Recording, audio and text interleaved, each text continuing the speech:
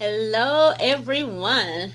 Welcome to another episode of Faith, Family, and Finance. I am Sharindria Robinson, And I'm Marcus Robinson. and we are happy to come to you tonight to talk about another, family. We're calling this family in the whole faith, family, and finance scheme of things.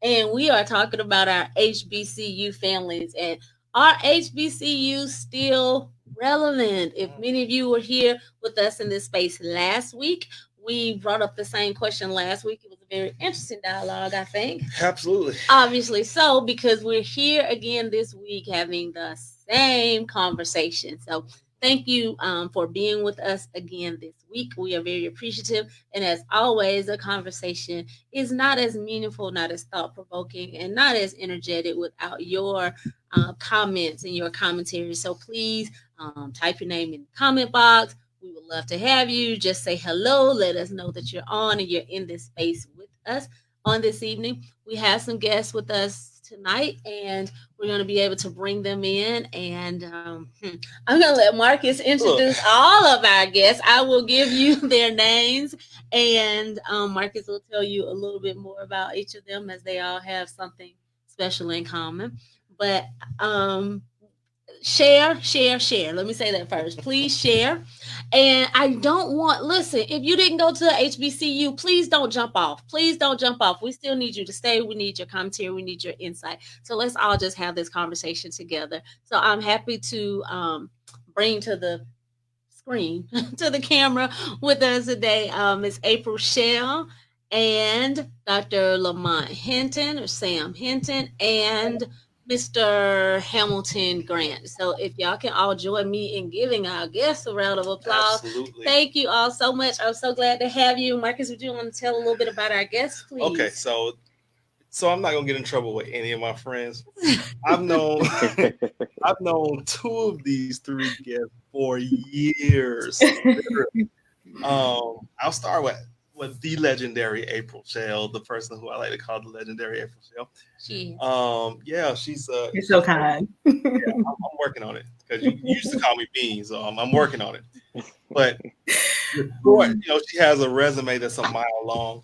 But I'll just tell you how I know her. I know her as a friend, a musician. She's a principal.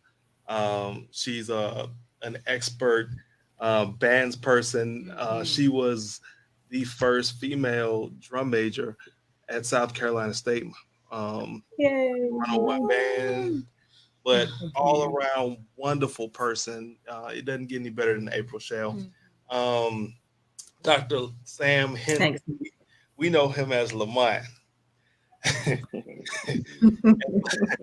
And Dr. Lamont Sam. and Dr. Sam and I, we've known each other since 1993. Um, and so literally, he's a singer. He's a he's an expert in Black studies. He's this, that, and the other. Educator, historian. Yeah, historian, educator. They write books about him, all that kind of stuff. He's probably gonna have his own mini series at some point. You know, the Dr. Sam Hinton story, all that kind of stuff. But he's that guy. So he is certainly qualified to talk about these issues that we'll bring up tonight as it relates to our HBCUs. And then, of course, we have Hamilton Grant. I've known Hamilton for a good number of years, not nearly as long as I've known the other two. Since he was in middle school. Yes, yeah. So Long time. I wasn't trying to date myself. But Middle school. yeah, I'm just like, so that means Whatever. But anyway, but yeah, all around great guy, fraternity brother, business owner, up and coming politician, trustee board member. He's that and all of that. Trustee board member at the South Carolina State University. Yeah. So my wife and I, we was talking, and she was saying that this is like a South Carolina State roundup, but it didn't have to be that way. It didn't have to be that way. She has a phone. She has email and internet just like I do. Oh my goodness. And right, so she could have reached out to the wonderful people at Clark Atlanta. I'm not saying it's a lesser school; it's just a lesser known school. Okay, let's carry on. Okay. Thanks everyone. But again, thank you so much for Are we frozen? no, we're not. Okay. Yeah, thank you. Yes, we Just a little bit. Just a just little bit. Yeah. yeah, it's a little bit of a delay. Okay. And it seems like it's getting worse. But thank you everyone just for being with us tonight. We're gonna get through this delay and get through all these technical difficulties. Yes. Is that where we're supposed to be? No. Right here? No. Home for one. Right here? Home. Okay. But bear with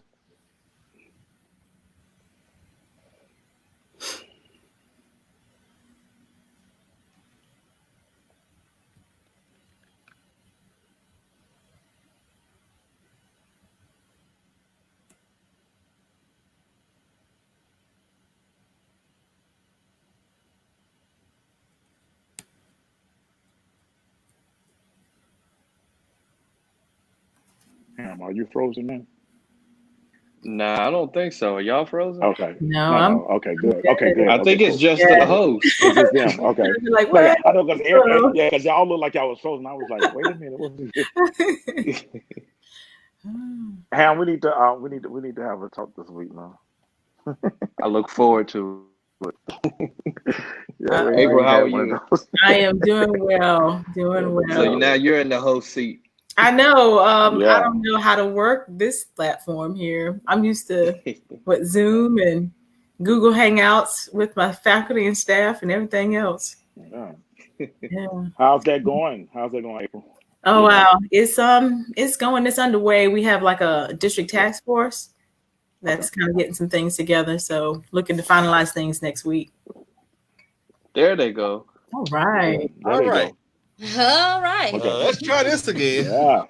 Thank you. What's your name? Yeah. That one. All right, y'all. Let's jump right in again. Thank you so much for being with us, and thank you just for your time. I want to start and with I'm Hamilton because you are a member of the board of trustees for South Carolina State University. I want to, everybody's going to have the same answer, so I'm not going to ask the question, are HBCUs still relevant? But I want you and each panelist will just answer this question to talk about why, like during this season, especially during this time, our political climate, as well as what's going on with our schools based on this pandemic. Why are HBCUs now more important or just as important now as they were when they started, many of them over 100 years ago? Sure, absolutely. And thank you all for having this platform and discussion with these distinguished panelists. I guess I would attack the question by saying, HBCUs for years and years and years have had they've mastered the art of taking students from wherever they come from, whatever walk of life, whatever religion it is that they follow, whatever race it is that they follow, and taking them and making them leaders amongst society.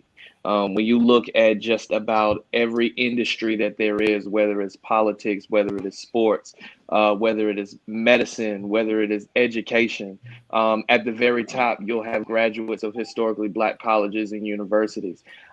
This is no knock to any other institution or any minority serving institution, but specifically for historically Black colleges and universities, there's something special about the atmosphere. And when I speak on the atmosphere, I'm talking about how it is that you can learn so much about curriculum and learn so much more about yourself just by being on a historically Black college and university. From classroom sizes to being smaller to having relationships and friendships with your professors, where you can call them, they'll check on you, make sure that you're doing what it is that you need to do. It's a family unit.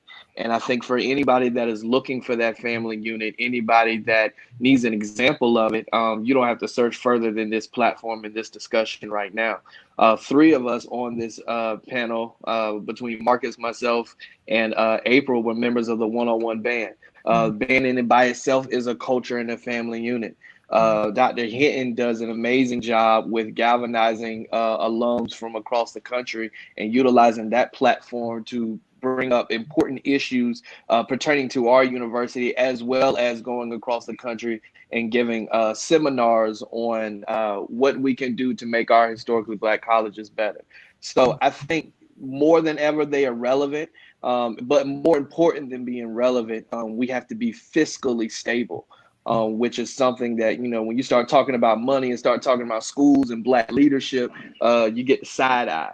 We can't do that when it comes Yeah. to our universities. Oh yes, this is faith, family, and finance. So we Yes. definitely will talk about the money tonight. Yeah. We want to make sure we plug in the money. Thank you for that. Dr. Hinton, same question, sir. uh, I think I gave a plethora of answers on last week, and Yes. just to um, piggyback on Hamilton, he executed amazingly. What I would say, as it relates to the enrollment plays a part in HBCUs being relevant. The question was last week, was HBCU relevant? I said the question should be, or it's not that they're relevant. Don't get it confused with being the relic part. So even with the enrollment, um, Black colleges do not automatically translate into higher enrollment numbers at HBCUs because of the landscape.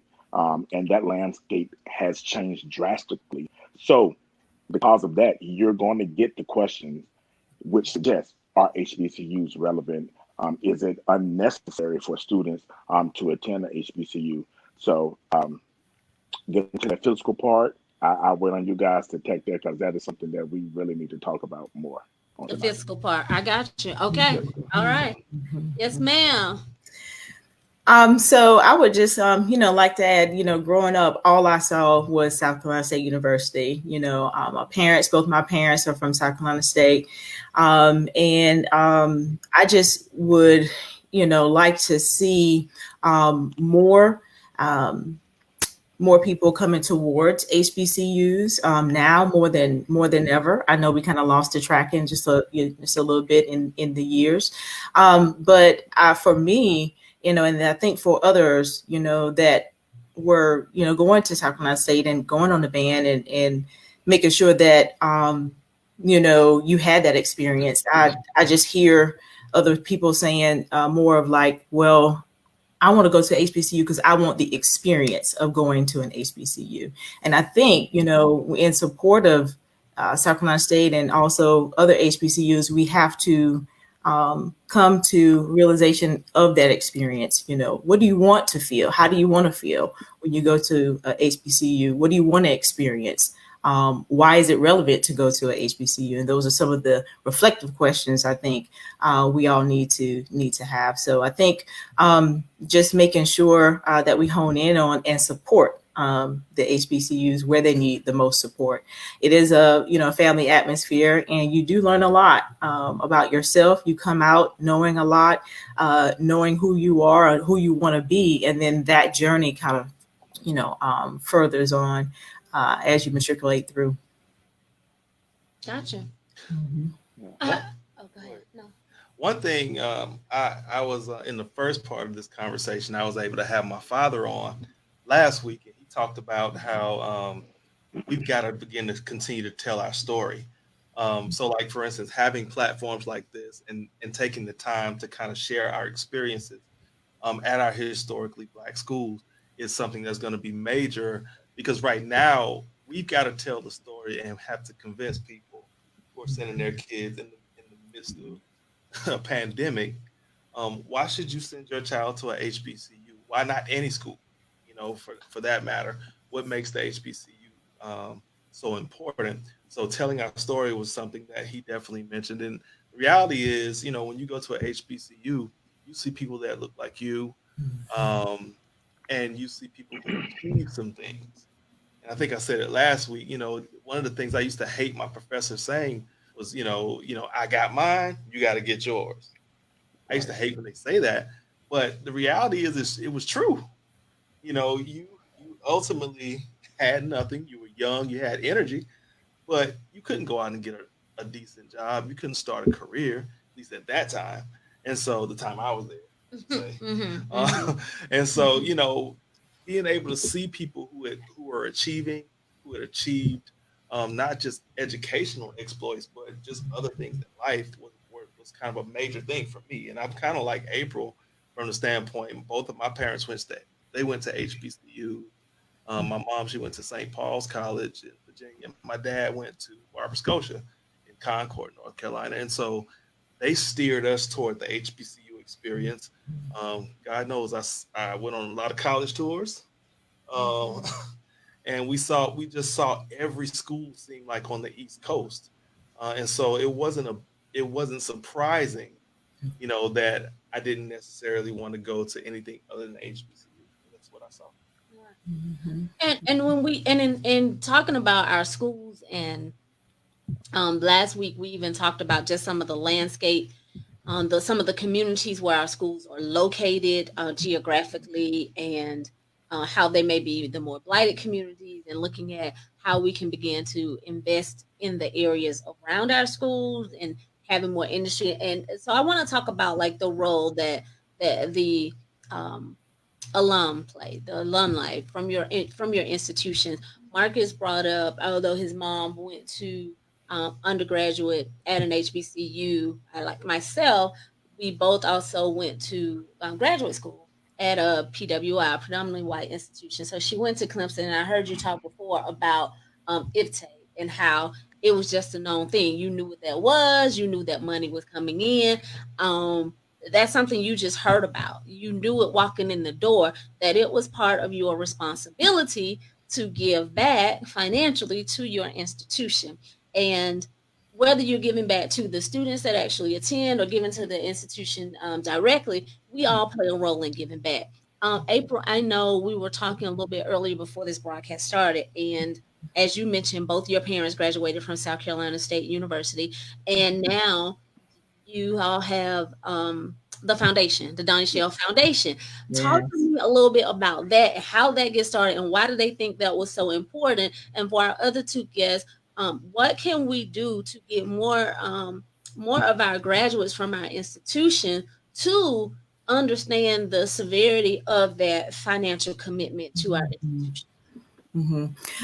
Well, as you all know, Dad is on the board, and I like maybe the second or third year that he was on the board, he just had an idea of developing the Donnie Shell Scholarship Foundation, and of course, when you hear Scholarship Foundation, you would think broadly, like it's gonna, maybe cover other HBCUs, but he said no. I'm going to give back to the South Carolina State University. I'm going to give back to make sure that the students at South Carolina State have what they need, sort of like a gap scholarship. So they formed a partnership with the institute down there, and it's been going on now for about 3 or 4 years. We have a golf tournament to support in support of that foundation, and also a website and all that, and that you go and donate. But the main thing is that it is a financial piece that helps out the students at South Carolina State. And one thing that I think, just piggybacking on what you said before, as far as your position and your leadership, when you're in leadership or in such a position of that of influence, I think it's important that you use your influence to support HBCUs. I'm in a unique position at a leadership as a school principal, to make sure that HBCUs are represented when it's college and career readiness. We have the Avid strategies, of course, that push the college readiness, and we have HBCUs represented all around the school, as well as other institutions.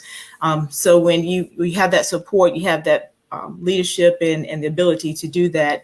That's the support you need to give. That is so true. I let the other two please go, but yes, we have to use whatever platform we have to lift our institution. Absolutely. Dr. Hinton.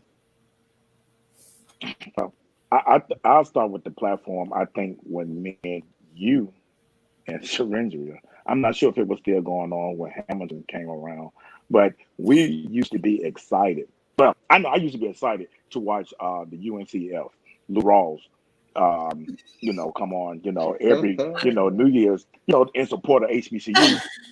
I didn't understand it back in the day. I Right. had no idea. I was just so excited because Yeah. the artist was going to be on there, and so That's it was true. just exciting to see that. So as you get older and you graduate and you get into this thing, you be like, wow. So my start actually started in institution advancement. My higher education career kicked off at my own alma mater in institution advancement, dealing with corporate funding, dealing with alumni giving.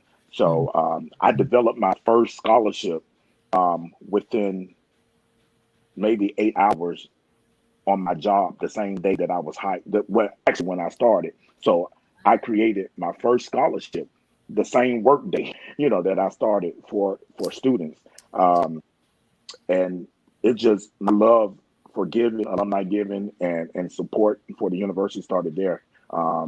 As Hamilton, April, Marcus, y'all know I do a lot of pop up givings with alumni in a group that we have.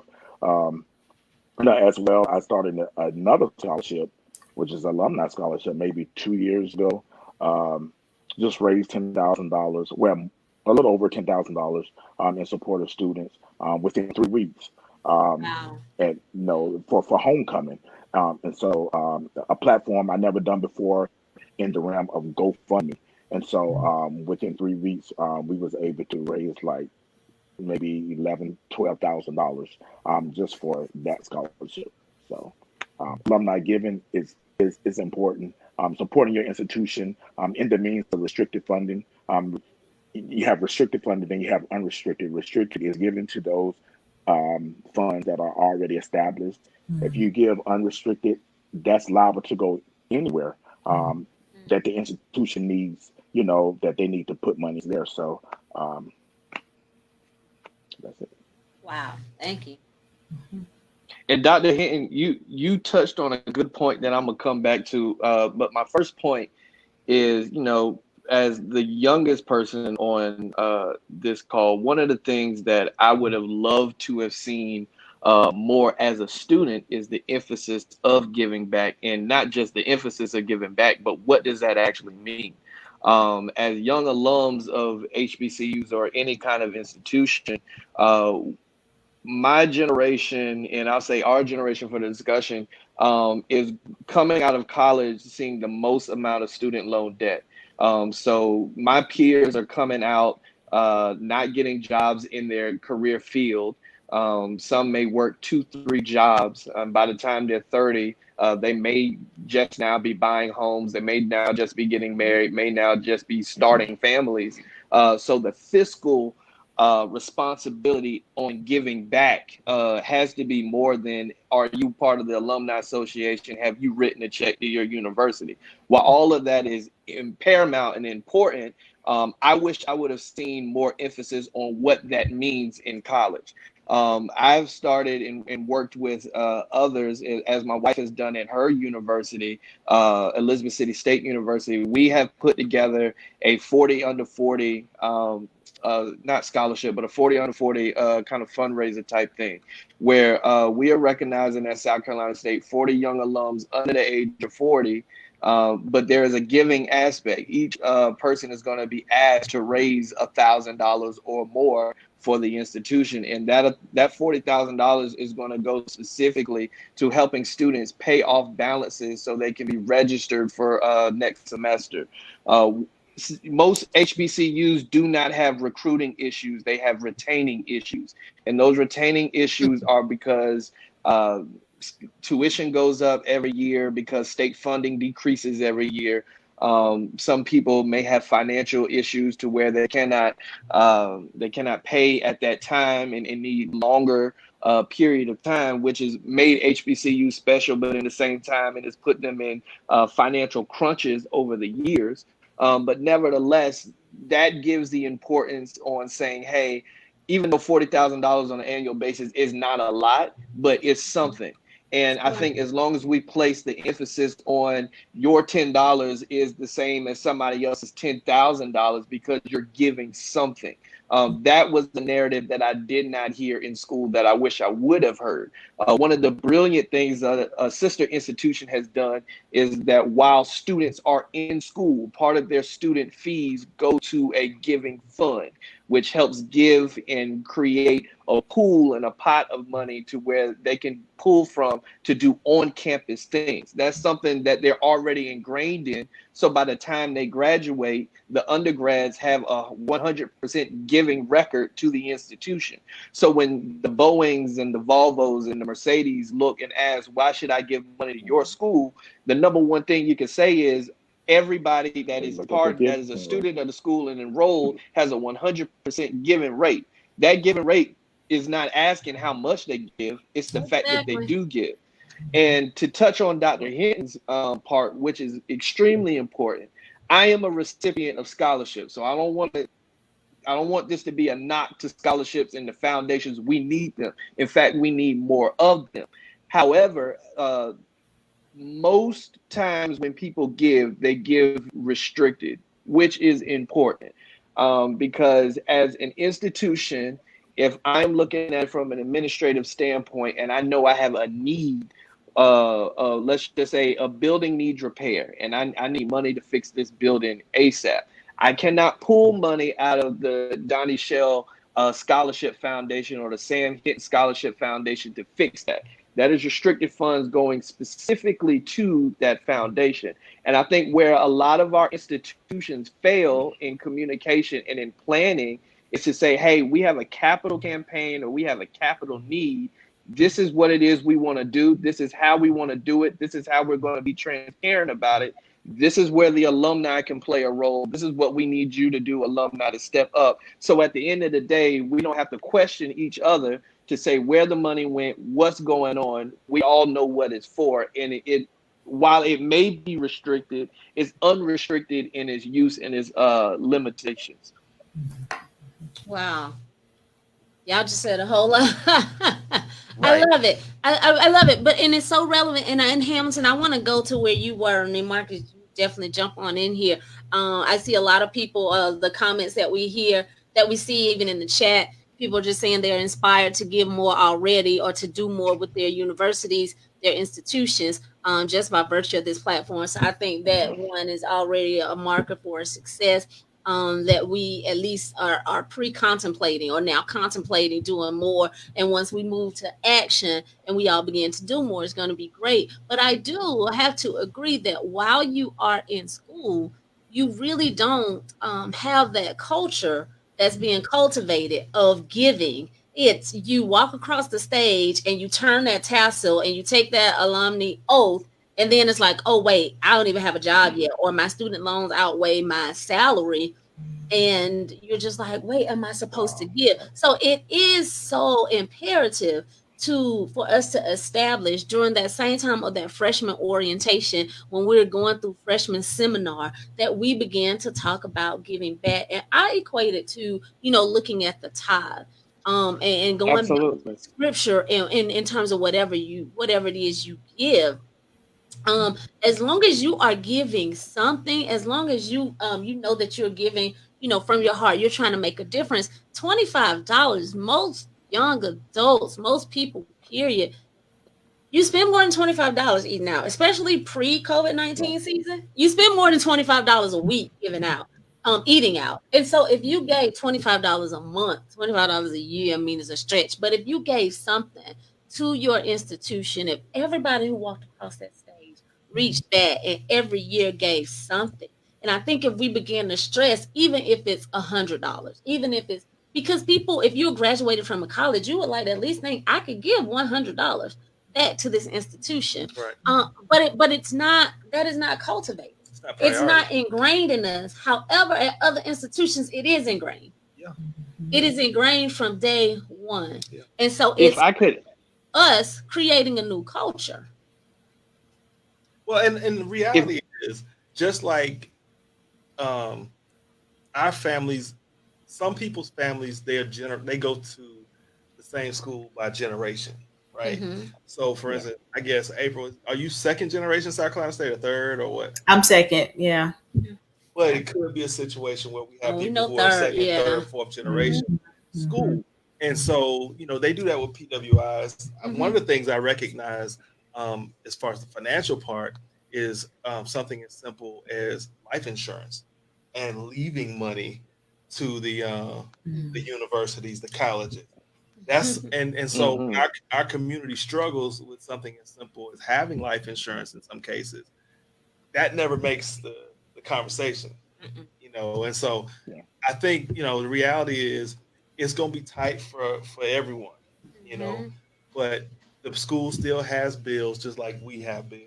And the Mhm. reality is we got our education from that school that allowed us to get whatever kind of job you have. Mm-hmm. And so you have to have some sense of obligation to make sure that that school is okay. Now you can do it month to month. You can do it when Mhm. you die. I say you probably need to do it both ways. Mm-hmm. But that's kind of the expectation that we have to reset. And I think this whole COVID-19 situation is giving us an opportunity to slow down and reprioritize because schools are about to change. Well, they've Mm-hmm. changed. I mean, we have a principal here, we have board members. Yeah. Right. And they are changing. The landscape is changing. And we spend, Montez mentioned something about homecoming in the comments, but the truth be told, we spend more money on food, outfits, alcohol, tents, chairs for Shoes. homecoming than we do actually giving to the institution that we graduated from. Yeah. You And give more money to the Absolutely. local economy than what you give to your own institution.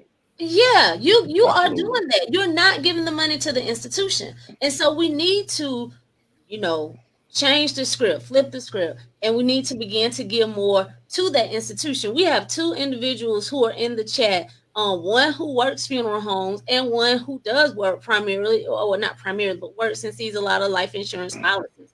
And I heard last week Javertis mention, he graduated from South Carolina. So, I keep doing this. He graduated from the Savannah State University, excuse me, Savannah State It's your University. sister. But as a part of his policy, his life insurance policy, it's already written that when he's gone, there's going to be money that's going to Savannah State University. I mean, when you're in the funeral home business and you're looking at wills and you're looking at policies and you're looking at a lot of different things, you're right. Other people are leaving money to their institutions. They're leaving money to their churches when they leave, but we don't leave enough money to bury. Well, let me not go there because that's a It's another sermon. conversation. Okay, all right. That's Another another sermon. conversation. Everybody bring the chicken, they bring the cake, but don't nobody bring the check. But they But bring that anyway, hat. yeah. So we have to make sure that when we're looking at our policies, even during this season, what do we want to give to what do we want to give to our institutions to make sure that they continue to be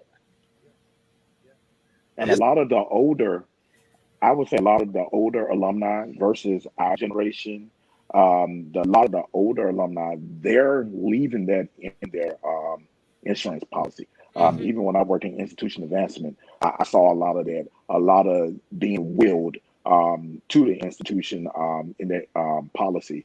I remember one time I had the chance to go meet, at the time, one of our oldest alumni at the time, alumnus. He was from Chester, South Carolina, and we had a chance to go visit him.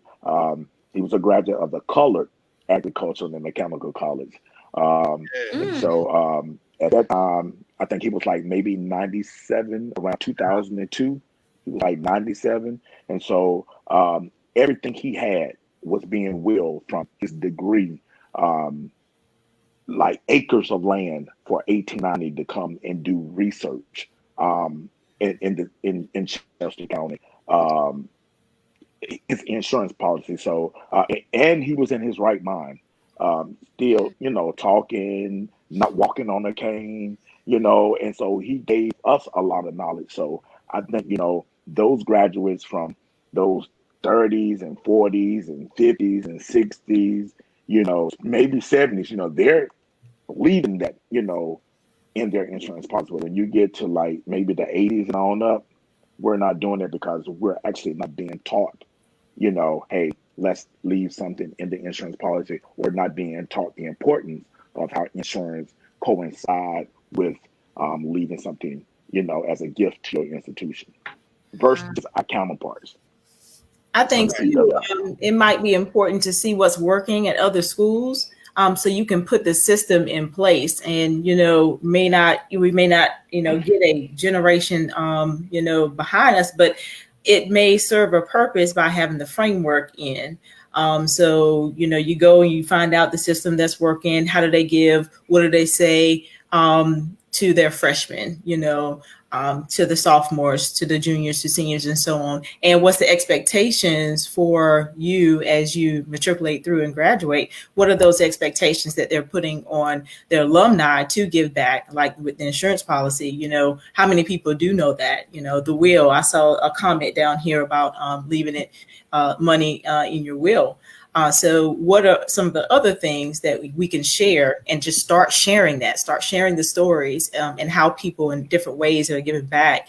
Also, you create a list, and then also give that list to all the alumni chapters, and then they can feed into those that are coming out. It's a system for everything. We just got to find the right one, for us.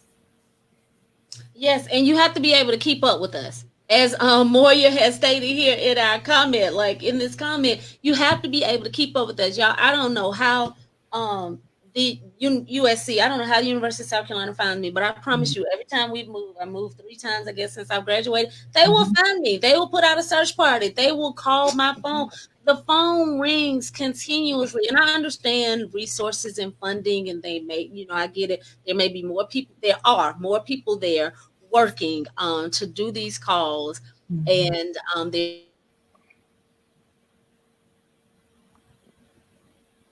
Oh man, I felt like the point was getting good. more of them. Yeah, it was getting good. Yeah. What you say? And Go can you ahead. go You back? froze out Can for you a go second. back? Yeah, you froze. So go back and then come. Yeah. All right, We I'll missed go a back nugget. Yeah. and then I'll come again. I don't know how USC found me, but the University of South Carolina has found me every time I move. I've moved 3 times since I've graduated, and they have found me every single time. They managed to find my email address. They managed to have my phone number. They always call, and I get a call at least once a quarter. I'm getting a phone call from somebody asking me Absolutely. for a donation, and it is the nicest student on the other end of the phone, and they tell me where they're from and their struggles, and they just so happen to be the same major that I was when I was there. I mean, it's a science too, but I know there's more funding on their end to be able to have all these people calling me and tracking me. um I love my school, I love my institution. We don't get the same kind of phone calls at the same frequency. We can't, but we got to do a little bit more also. And It's the it's responsibility it's is both. intentional. Okay, go ahead. Yeah, it's intentional. I think HBCUs where we Yeah. have dropped the ball in the communication is from an institutional standpoint, we expect newly alums or alums period to find us versus us the institution reach out to the alums, and that's a backwards Exactly. relationship. It Exactly. I it took me getting into a boardroom listening to an institutional advancement report about fundraising to ask a question. Hey, I've been an alum for X amount of years and I'm a board member, and not once has the institution ever reached out to me. That's what I said. And the response was, have you done XYZ? And I think we have to reverse that role. When we are intentional about keeping up with our alums, whether they are under the age of 30 or over the age of 60, we've got to be intentional about that. Because again, if we're picking and choosing what dollar is significant and who gets to present a fake check at halftime for homecoming, Hmm. I think we're losing sight of what's really important. That's true. I Yeah, agree. I We was are. Go ahead. I was talking to my parents last week about this very thing, and one of the things that came up um, had to do with the fact that prior to 1970, you didn't really have a choice if you look like us as to whether or not you were going to go to a HBCU or not. And so when it came down to tracking people, it was easy to do because we know if you look like me and you went to school, you went to a HBCU. If you were from South Carolina, you went to Allen. You know, if you were from the upstate where I'm from, you probably went to Allen. You probably didn't go to South Carolina State. There was a few that went to state. But for the most part, Columbia down went to South Carolina State. Columbia up went to Allen or Benedict. That's just the way it was. Now the landscape is okay. You have people from all over the place coming to our universities, and we still have that same 1970s model of communication. And so, to Hamilton's point, I think one of the things that we have to do at this point is say, okay, what we've been doing has not been working. It hasn't gotten us the outcome that we're looking for. What we want is buy in from all of our alumni. The question is, how do we do that best? And so, I think they've done a really good job, at least at our school, getting a Hamilton grant on the board. And hopefully, we can get more younger um, board members and support staff to kind of help navigate this change. Because right now, just like you have 4 to 5 generations in the work field right now, you had those same 4 or 5 generations talking about making decisions for a school too. So we're going to have to figure out at some point how to coexist and allow some of these younger people to lead us in a direction with the support of our older alumni. Got it. Sounds good. Panelists, I don't know if you've all had a chance to read the question posed by Montez here. Is there a decrease in the lack of pride that we have for our HBCUs, or is it? I think is it the lack of finances that's keeping this generation from giving? Okay, lack of pride or lack of finances? Why we're not going, basically. If I'll take a stab at it, I think it's both. Okay, you got Um, Yeah, yeah. I was No, waiting for a finish on that. no, I think it's both, right? So this generation of student is interesting, right? In that social media has done so much to create an atmosphere around being young versus an atmosphere of being young and at a HBCU. To your point, Mark, is not only with finances, we're still operating in a 1970 mode. This generation of student cannot thrive off of our parents and grandparents' HBCU experience. It's different.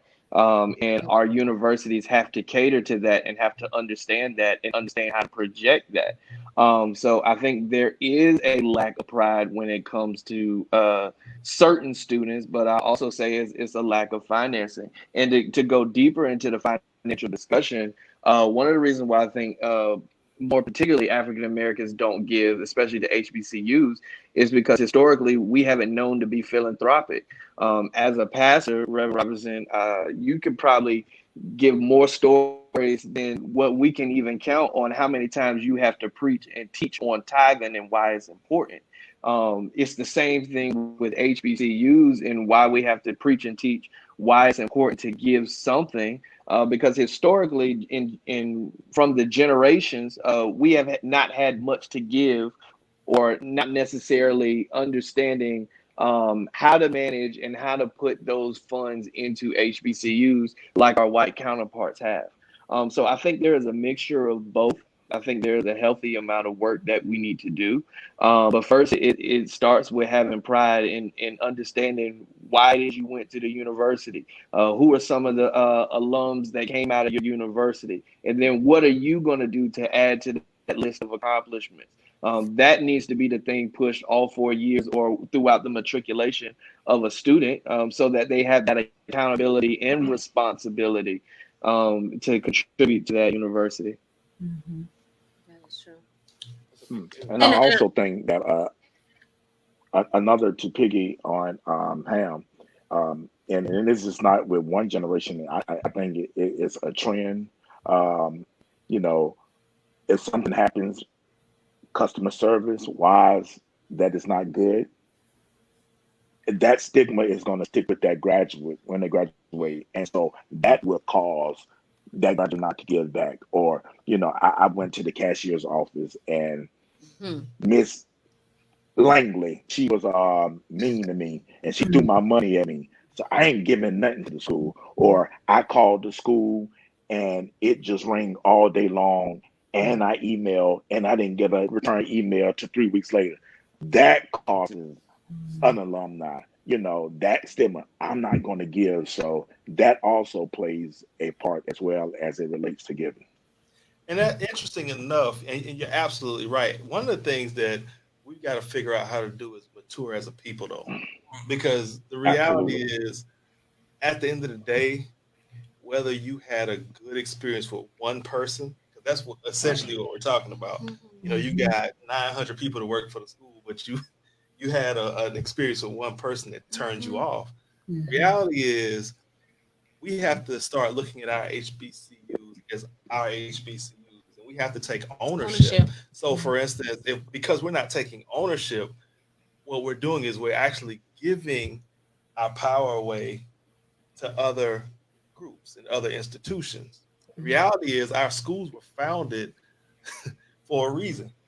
We wanted to be better, we wanted to be educated, and we were able to accomplish something by starting these schools. And these schools are over 100 years old. So we have to first grapple with the fact that what we started was good, great, even. And it's almost as if sometimes we have low self esteem when it comes to our institutions, as if they're not as good somehow. When the fact is, they're underfunded, but it's not a matter of whether or not they're good or great. My dad actually made a comment on a page. He wants to know whether or not we thought about creating an Obama type campaign of giving, where you ask people for monthly giving, $10, $20. I guess setting this type of thing up on some type of automatic payment, just like everybody wants automation. Hamilton, maybe you could speak to that. Have we gotten to the point where we thought about how we can automate um, payment from alumni? And that small amount, like from those Yes. unsupported who have newborn babies that they rock on their shoulder during the live broadcast. Hey Hey, nephew, hey godson. good. But can we do some of that? The $10 a month, make it automated, $20 a month, and set that up. Are we doing that? Absolutely. Yeah. So for South Carolina State, if you go on the institutional advancement tab, you can do a monthly payment and you can set the amount and how much you want to pay. And not only that, you can designate where you want it to go to.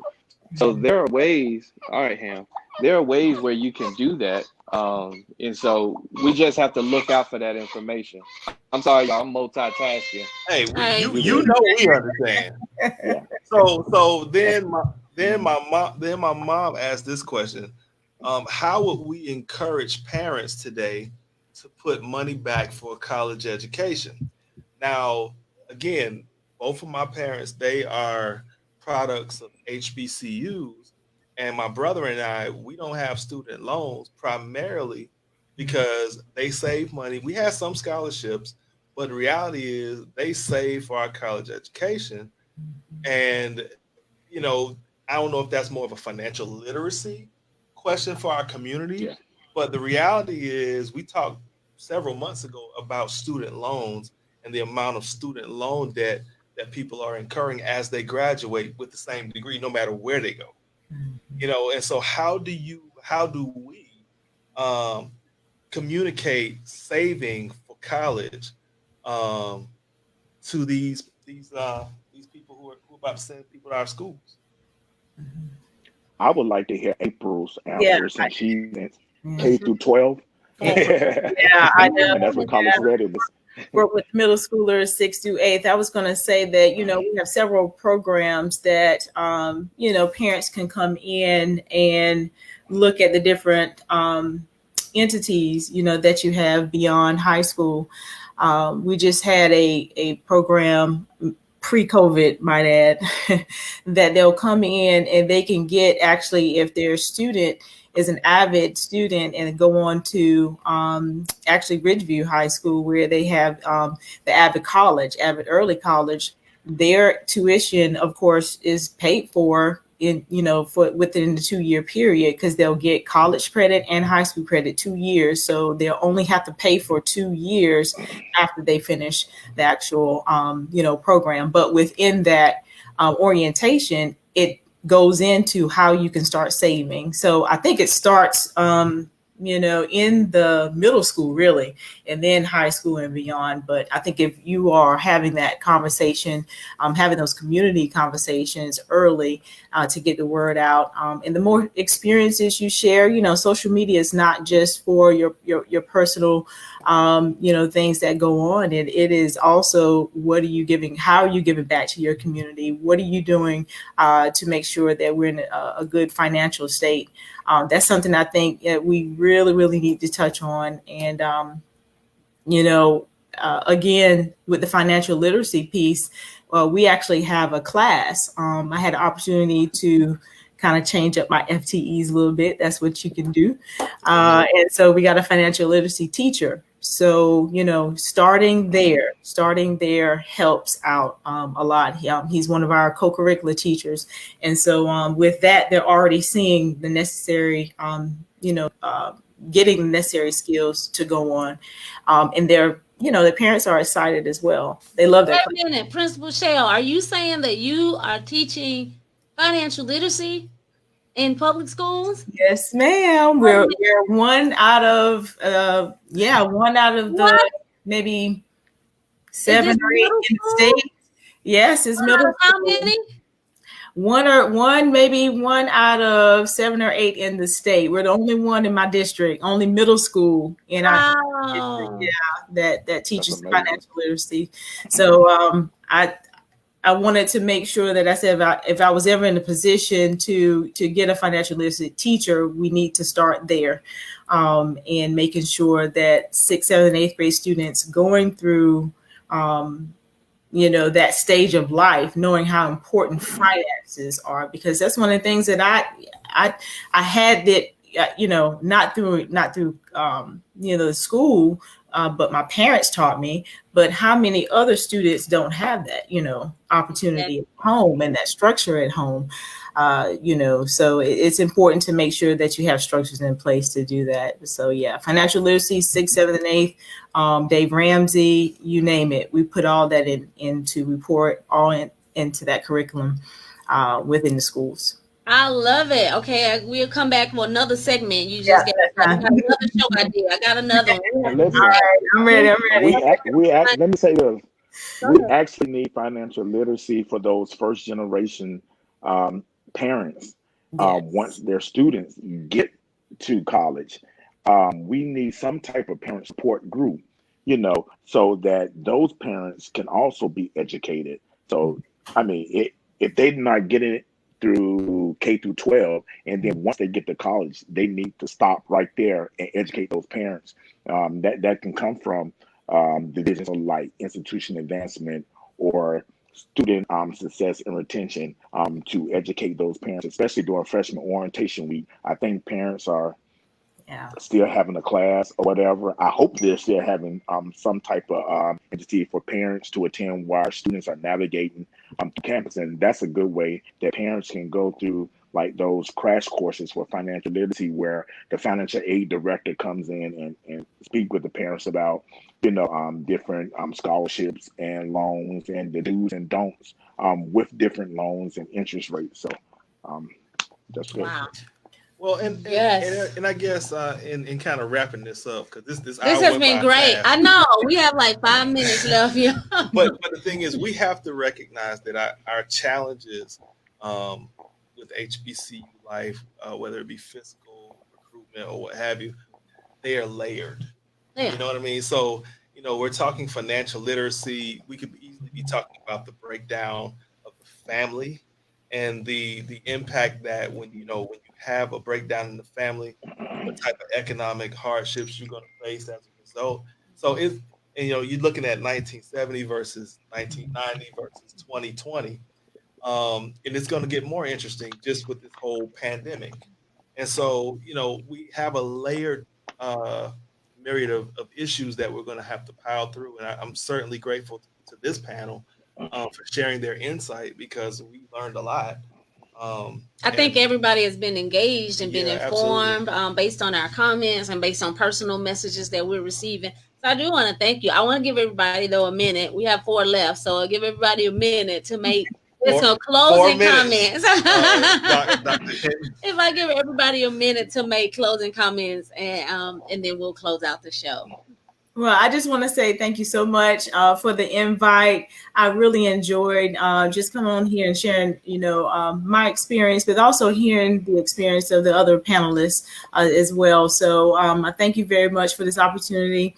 And if you want to know anything else, just let me know. And I'm here to help, and trust and believe this is not going to be the last conversation I have. I'm going to explore this topic a little bit more within my realm and within my space. So thank you so much. I appreciate it. Thank you. Thank you. Hamilton. All right. So thank y'all for having me. I guess I'll say don't negate or forsake the power of a historically Black college or university. I'll brag about mine for a second. South Carolina State has the most NFL Hall of Famers in the state of South Carolina, with one special panelist on the line whose father is in the centennial class. We've got the 3rd highest ranking Democrat in the United States, Congressman James Clyburn. We've got elected leaders across the country.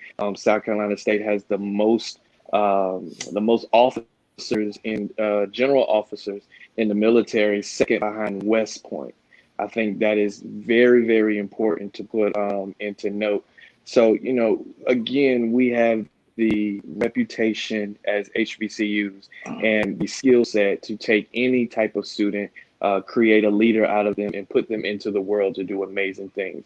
So wherever you're from, please put HBCUs on the list, and let's make sure we financially support our HBCUs so Hamilton II and his peers can have something to look forward to. What's amazing to me is how soft your voice has gotten. How soft your voice has gotten, and how you kind of settled into this fatherhood thing with grace. That's good stuff. Dr. Hinton, you close us out. Hey man, we've been rocking since last week about this, so I think y'all should just do a whole month catered to this. The next 2 Sundays that's in this month, catered to, because it's so broad. But HBCUs are still havens, man, for the advantage and disadvantage. HBCUs are trailblazers in STEMs. HBCUs we make college more affordable. We can go on and talk about HBCUs. HBCUs are relevant. They're not still relevant. HBCUs are relevant. Are relevant. Yes. Got it. Wow. Thank you so much. Yes. Thank you. Montez has noted that we will have panelists from a different school if we continue this conversation. So we love you, SCA. Bulldog. This has been wonderful. I thank you all so very much. And thank you, April. As you know, she said, I'm an honorary Bulldog. I've been a Bulldog for like 20 years now. Right here. This has been great. Thank you guys so much. Absolutely. I have nothing else. I think we've taken enough of your time, but we certainly appreciate your time, and we'll be back here next week, 9:00. And so we'll talk about maybe extending this conversation. The week after next. Next week we have another special topic, but we'll come back and then we'll do another. It's my birthday week. Oh, we'll be on next week. Whatever. Y'all have a good night. Thank you so much. Have a good one. All right. Thanks.